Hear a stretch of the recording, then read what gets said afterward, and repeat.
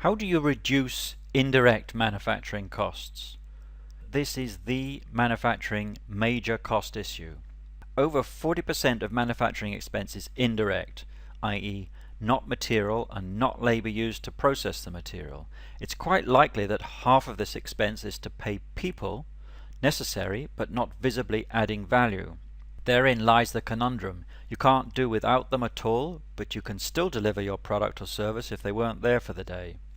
So why are they there?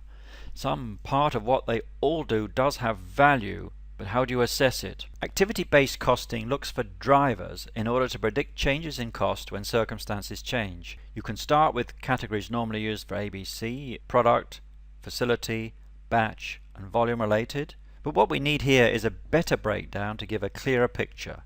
Here are some suggestions. You could go for market driven, so how many markets you're in, geographical or customer groups. You could have product group. Do you have groups of product lines? Do you have employee turnover issues? Is there a lot of management reporting going on? Do you have to support your employees on a daily basis with different things? The balance will be classified as facility-based, in other words, what you pay for even when nothing's done. So let's take a look at an example with 9 cost centers having these budgets, totaling 2,790 cost units. We break these down by apportioning percentages to the different drivers. You can usually get this information by interview. You don't have to be precise, it's the overall shape that matters more than exact figures. The objective is to try to single out areas to address. When you chart the values, you get this picture.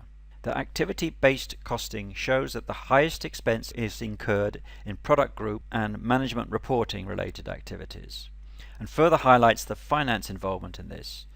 Do you have a head office on another continent, say, that wants reports about many things? To reduce your cost, you'll have to address this issue. Product group related figures are telling you the cost of product diversity in your factory and the likely cost of adding new product ranges to it.